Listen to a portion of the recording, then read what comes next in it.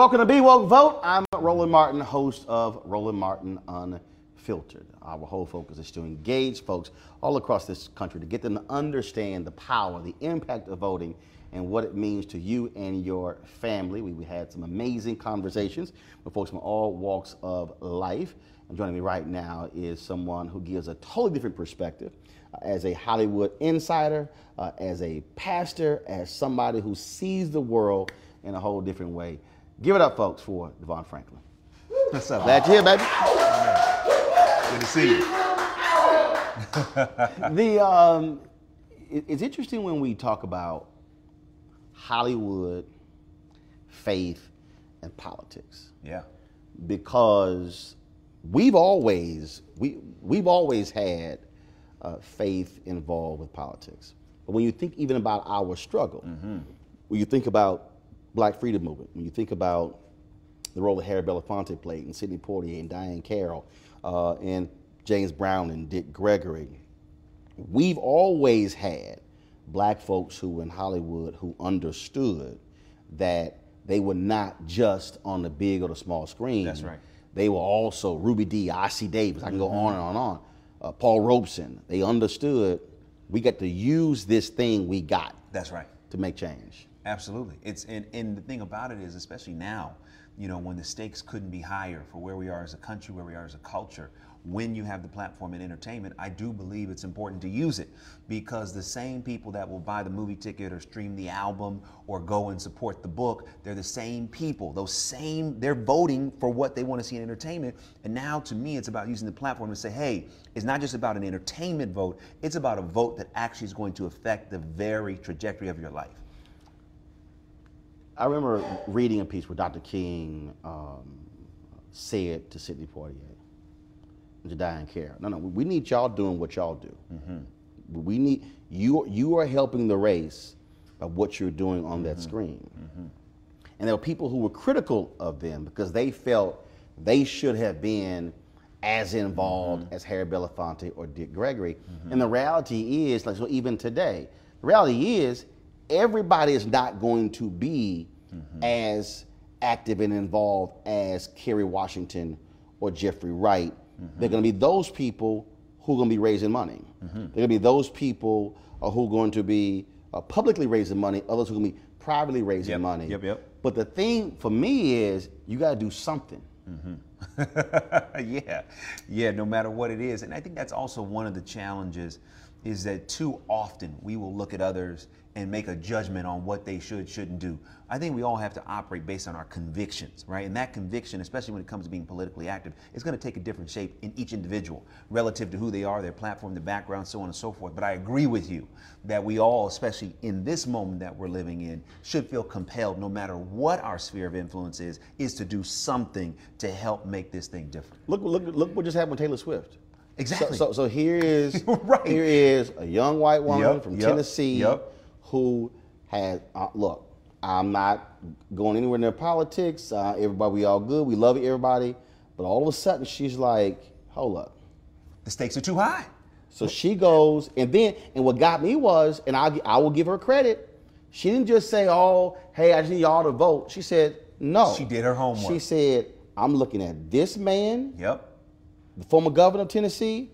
I'm looking at Blackburn, who's governor of the House, and she's like, I'm sorry, just because she's a woman, doesn't make she her, says she's against the things that I stand for, and I'm voting for this man.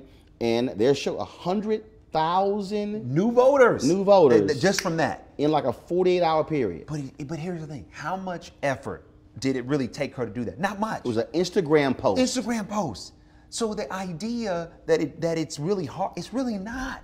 You do the post, boom, boom, your influence will speak for itself. So I think what she has done, if you look at what Rihanna recently just did this week, you know, and posting on her social channels about, hey, you got to get out and vote.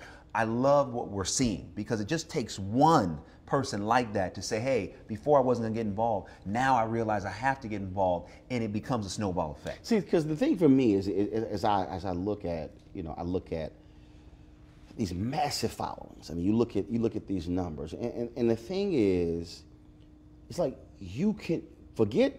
Well, can you move the needle? No, they can't move the needle. That needle can thump. You know, moving the needle, if it just kind of, you know, it's like that. Okay, move the needle. No, it's like if it was a VU meter, they could go boom, boom. Yeah. And so my deal is, if you're sitting here spending so much time tweeting and posting about alcohol, or about a pair of shoes or whatever, you literally are sitting there and you can, you know, impact change, but you just got to have the courage to actually have some guts and do it. That's right. And I think sometimes where the fear comes in is, you know, what's it going to do to my audience? What's it going to do to me? Is it going to take opportunities away? But I think we're living in a time where speaking your truth and not being afraid about that, I think it actually brings more opportunities. And when you look at the stakes, especially from a policy standpoint, and who we put in office affects policy, and policy drives the direction of our culture. I think those of us that are a part of the culture, especially from an entertainment standpoint, we got to get involved. We just have to. And again, I'm not going to judge somebody for how they choose to do it, as long as they do it. And when we think about music, we just lost Aretha Franklin. Yeah. And folks telling the story of when Angela Davis went to prison.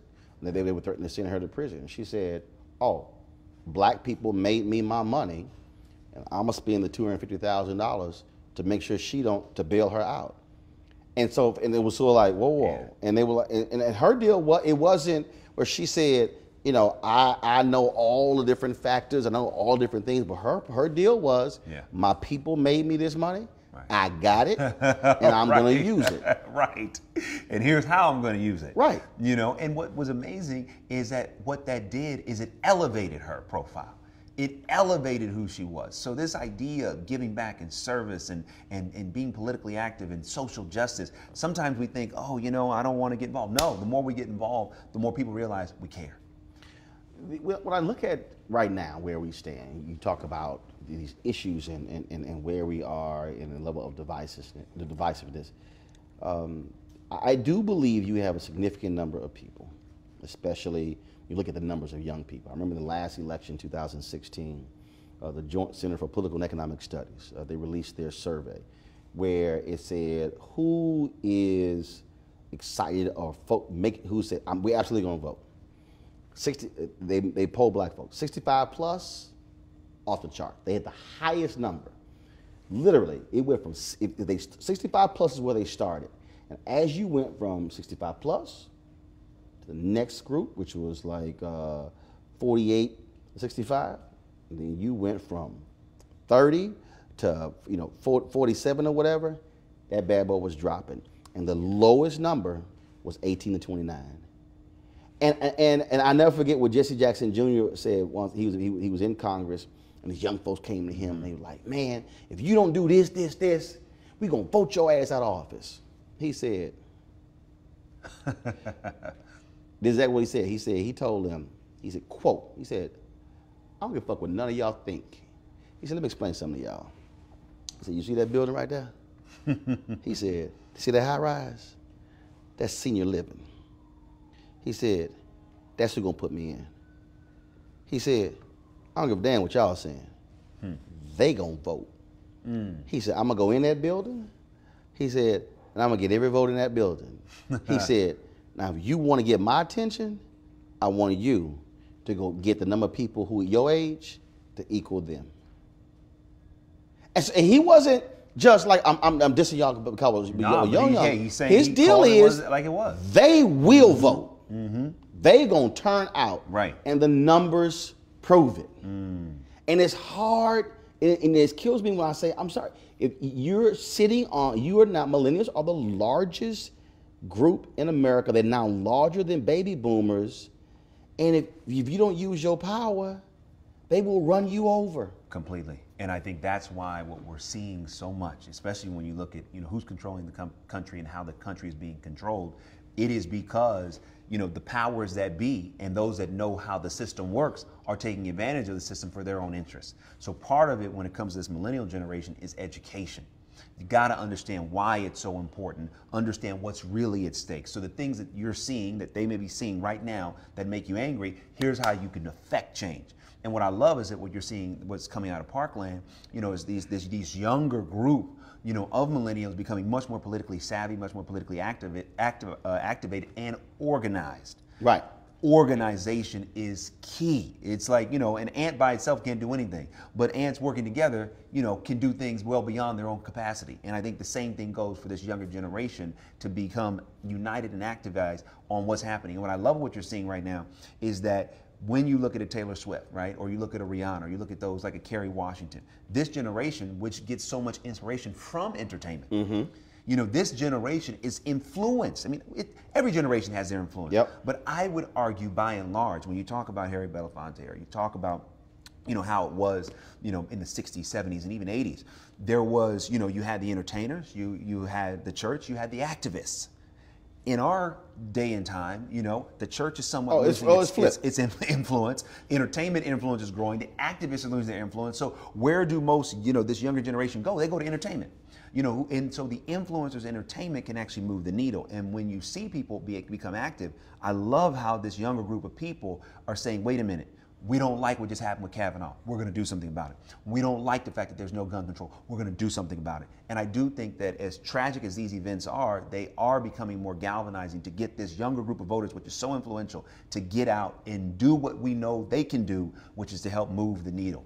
in a massive way. You mentioned the I don't like to use the word the waning influence of the church. Yeah, I hear you. And because first of all, the influence of the church is still significant. I believe, and look, my wife has been ordained for 25, 26 years. There's so many different preachers who I know. I believe that the problem in terms of the church as it relates to politics and social issues is that the church this is the first, Pastor Jamal Bryant has said this is the first time we've had a movement in Black America where the church had to follow somebody else. All of our movements was church led. So now all of a sudden, the Black church is still like, okay, I'm not kind of like sure what my place is because they're not used to following. They're used to leading. And that's why I think it's sort of right now it's out of sort because Black church has never been in that position before. That's a good observation. Yeah, I can see that. But I also think that when you look at how the culture has been moving, right? When you go back, and you look at, okay, there was Jesse Jackson, there was Al Sharpton, there were not only just Martin Luther King, but Reverend Abernathy. There were so many major voices coming out of the church that it wasn't about growing the church. Right. You know what I mean? It was about the people. It was about the people. It was about our church is the people. Right. Our church is the community. So I can't tell you how many people Reverend Dr. Martin Luther King had at his church. I have no idea. Right. We don't. I mean, okay. It's actually, first of all, Ebenezer was an extremely small church. I've been to Montgomery. Yeah. And Dexter Avenue was an absolutely small church. I mean, I'm standing in front of it. I'm like, wow, this ain't no big church. I mean, it was not a big church at all. But the mentality of ministry at that time wasn't like, hey, I'm trying to build up my block. I'm trying to help the community and save the world. And I think that too often there's been this mentality shift at times of, hey, we're building a local church, which is fine. Listen, I love the church, right? I was been raised by the church. I'm a part of the church. I love it, and it's one of my favorite things in life. However, I do think too often coming out of the civil rights movement, and moving into the affirmative action moment, what would happen is we began to look internal instead of external. So as a result, when we look at culture, maybe you're right. Maybe it's not a waning influence, but maybe that influence is being mitigated a bit because the voices within the community, maybe we have to say, you know what, listen, if I got 5 members or I got 5,000 members, at the end of the day, what are we doing for the people at large? Yeah, because I think when you talk about, so like even though Dr. King was at Dexter Avenue, even though he later returned to Ebenezer, he was actually seen not as the pastor of this church, but the pastor of Black America. So when you begin to look at in terms of those roles, when you look at in terms of how Reverend Jackson continued what Dr. King started with Operation Breadbasket, turning that thing into the Rainbow Coalition, and the things that he was doing, he said, no, I'm going to be operating on a national and international stage. And it's stunning to me when I see these things take place. And I look at individuals who have national religious profiles who say nothing. And it's sort of like, okay, so to your point, is it just about your church or the 2 or 3 churches or the 4 churches under your wing?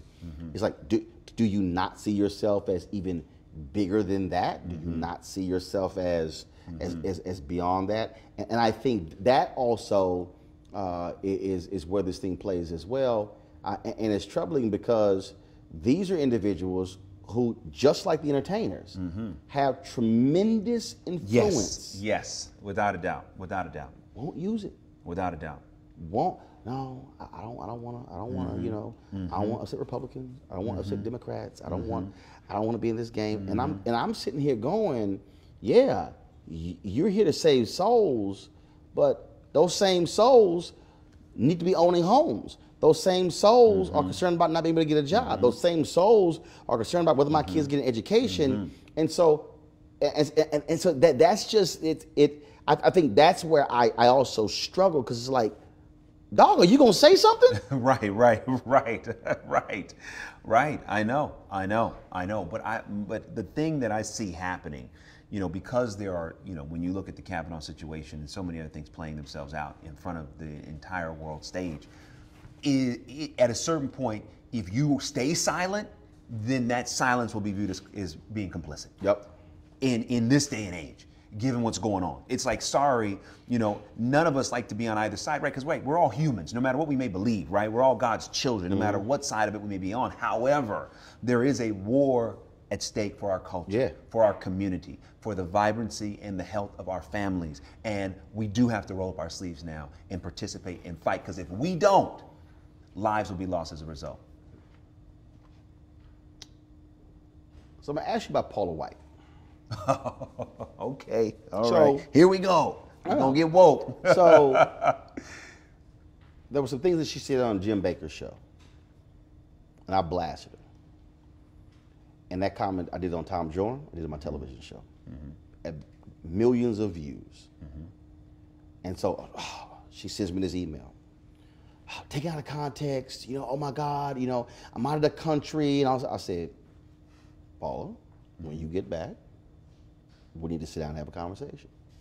You need to sit down and explain this. The position that I took is that would nobody know Paula White if it wasn't for black people? That is true. You made your name by being on BET, by preaching at Woman Thou Art Loosed. You just took over Zachary Tim's church. You took over as a black church. Okay, you can call it multicultural all you want to. Black church. I mean, all that sort of stuff along those lines. And here you are leading Trump's faith-based group. And my position is, fine. I don't care who you can support whoever you want to, but you also need to be accountable to the very people who made you you. And still hasn't happened. Matter of fact, when we get done, I'm gonna send another email. I'm gonna send another text message, because my deal is you need to explain to me and to the other audience how you call yourself an evangelical leader, and you're silent when he's out here acting a fool, trashing people in rallies and on social media, but you're standing next to him. Is a conservative Supreme Court justice worth all of that? What do you make as someone who preaches the gospel and you see silence of white conservative evangelicals in what's happening in this society? I think part of what it is that my observation is that sometimes, especially in the community, that there is this idea that if I'm vocal, right, or if I say something about an issue, instead of saying, hey, we're all part of the body of Christ. The Bible says, it doesn't matter, we're all part of the body, right? But what happens is, unfortunately, in the church, there is that segregated as the culture and the community in the world, in the country used to be. So still in the church, there are dividing lines between, this race is over here or this race is over there. And there certainly is intermingling. But at the end of the day, sometimes what I've observed is that those on this side of it, sometimes on the white evangelical side, sometimes say, one, I don't want to get involved because of the cost that may come with that. Or two, I'll pray for them, right?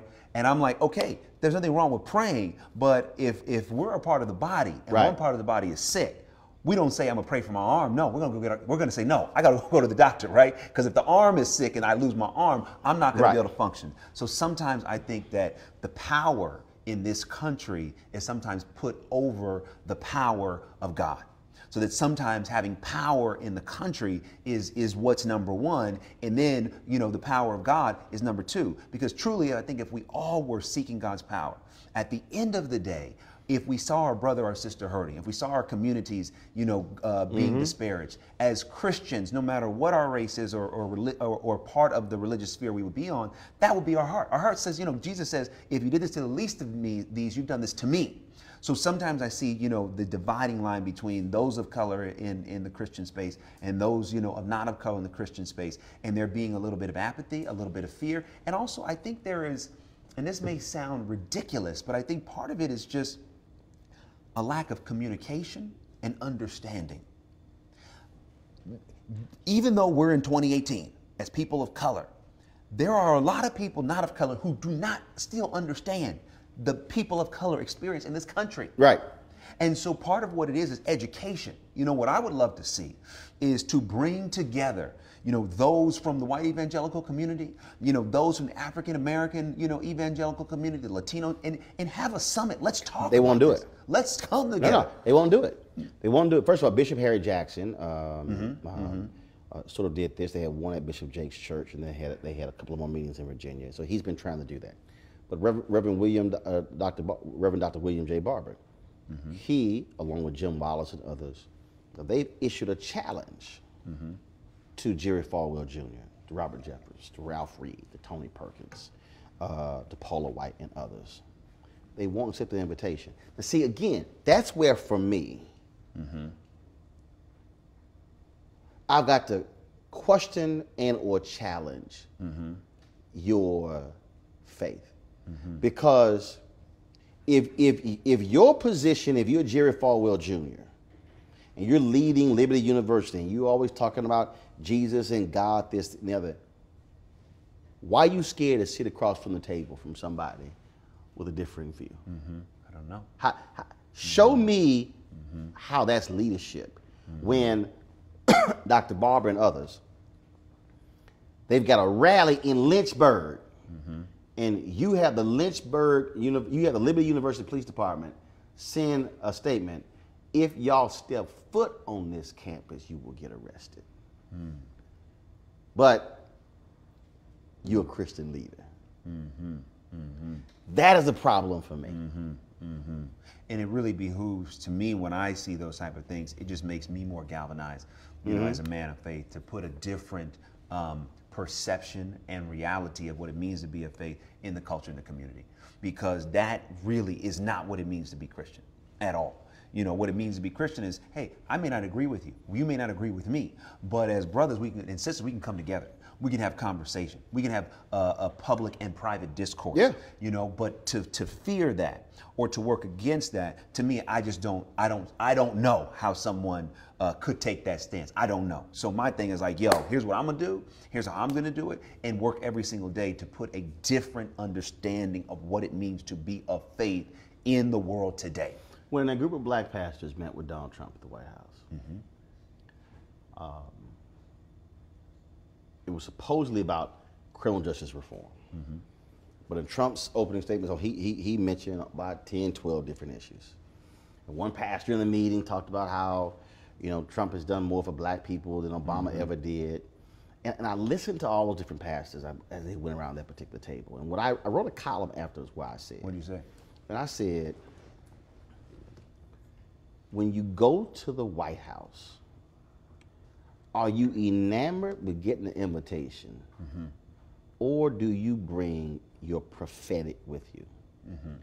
The prophetic has to always supersede the partisan. I said, you can go through the Bible, and when individuals messed up, the prophets let them know you messed up. The prophets were not afraid of the king. They were not afraid of David. They were not afraid of any of them. And that's what offended me, that here you are a preacher, you are a pastor, you are speaking and teaching the gospel, and you're sitting there with the president. And not one had the courage to say, look, I appreciate the invitation. I appreciate coming here to talk about criminal justice reform. But Mr. President, I need to share something with you. You need to act like the president. You need, see, but no, oh, I'm just so glad to be here.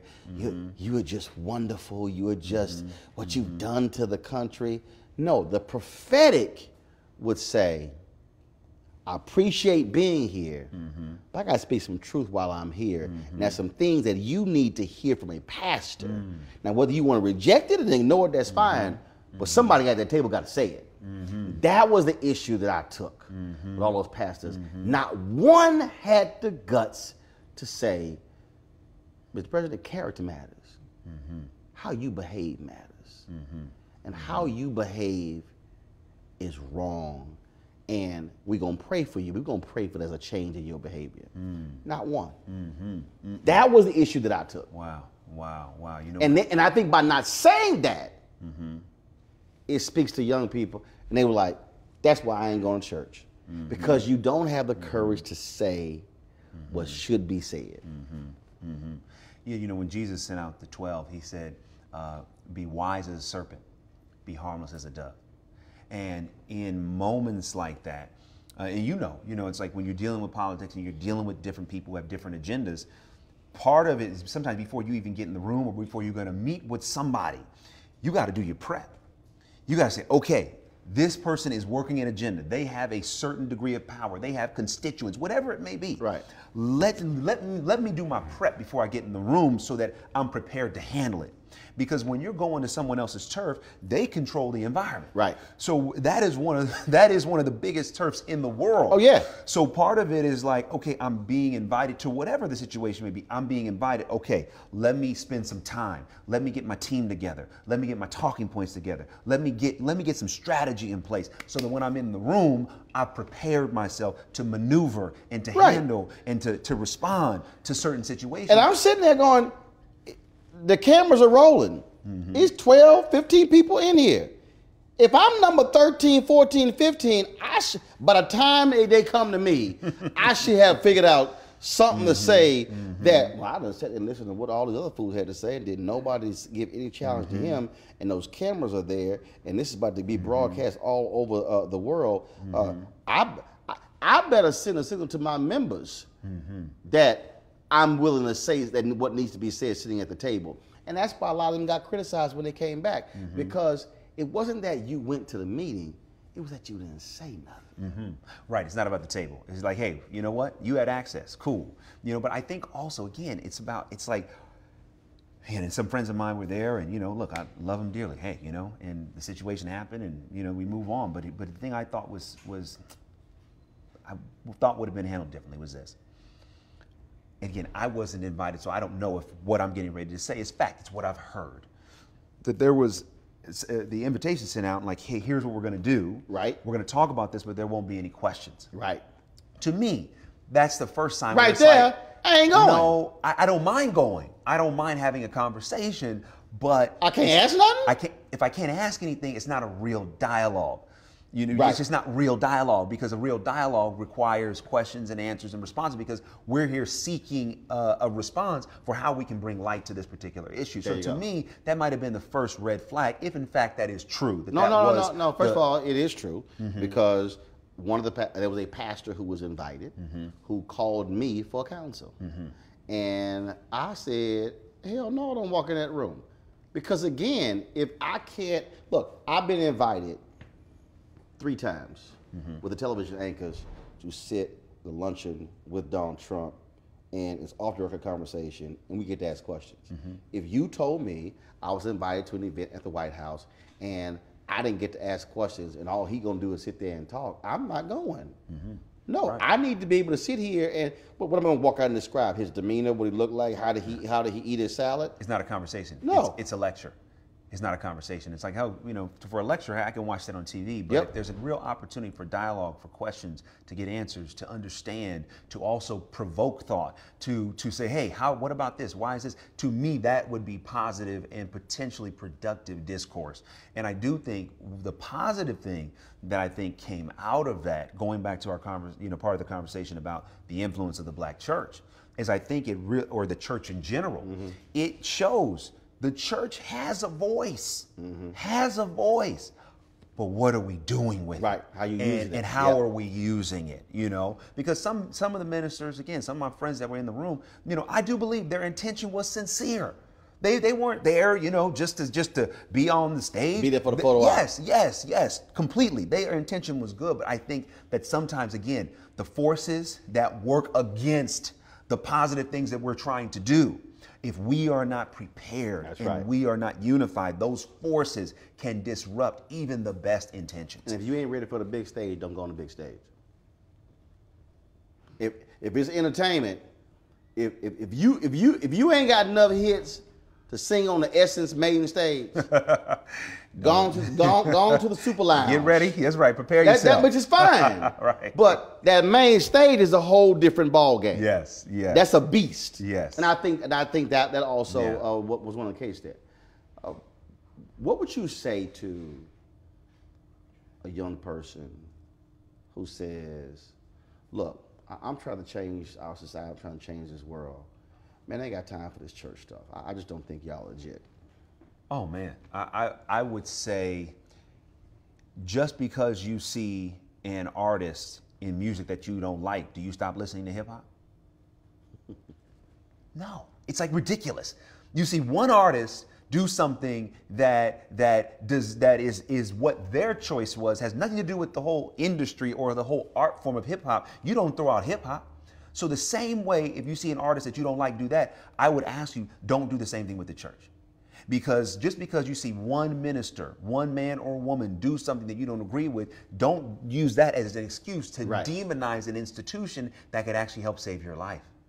You know, I am who I am because I was raised in the church. You know, all the things that I'm able to do in the world are directly related to being brought up in a healthy church environment where I learned how to develop my gifts. I learned how to communicate. I learned how to deal with other people. I learned how to lead. All of those things that help me and other people become successful in society, you can learn in the church. So I would say to somebody that's young, I would challenge them. Everything that's in you, if you're trying to get it out, get into a good church, because that church will be a fantastic incubator for all the gifts that are in you. And when you find the right church, you will find that the others that you may have been looking at were the wrong people to look at. In any profession, I don't care what it is, you're always going to find people that you can point out that may not represent that profession to the best of their ability. But when you find those that do, then you begin to see what it really is about. So I would encourage that young person, you know, don't give up on God. Don't give up on your relationship with the Lord. Don't say, oh, you know, Jesus is this, Jesus is that. No, try him for yourself and be persistent. Find the right environment that works for you. And I guarantee you that you would see that environment to be transformative. That's what I would say. All right, last task. So you run up against that person or somebody else. They can be young, middle age, old, whatever. And they say, but I hear you, but bro, I ain't got time for this voting stuff. It's just not. I don't think it's worthwhile. And all you got is 30 seconds. You and Megan may be trying to get in the car. Y'all might be trying to get settled on an airplane. You may be trying, and all you got is 30 seconds. What do you tell them in 30 seconds why they need to vote? Go. I would say in 30 seconds, you need to vote because at the end of the day, when you look at the quality of your life, when you look at the things you want to see happen, not just for yourself, but for your children and your children's children, if they do not happen because you chose not to exercise your vote, do you have the courage to look in their eyes and say, I didn't have enough time? Sorry you don't have health care. Sorry you don't have a living wage. Sorry you don't have the money to go to school because I chose not to vote. And if the answer is you cannot look in their eyes, then I ask you the question, how can you not vote? That was 31, but it works. You want to check out Roland Martin Unfiltered? YouTube.com/Roland S. Martin. And subscribe to our YouTube channel. There's only one daily digital show out here that keeps it black and keep it real. It's Roland Martin Unfiltered. See that name right there? Roland Martin Unfiltered. Like, share, and subscribe to our YouTube channel. That's youtube.com/Roland S. Martin. And don't forget to turn on your notifications so when we go live, you'll know it.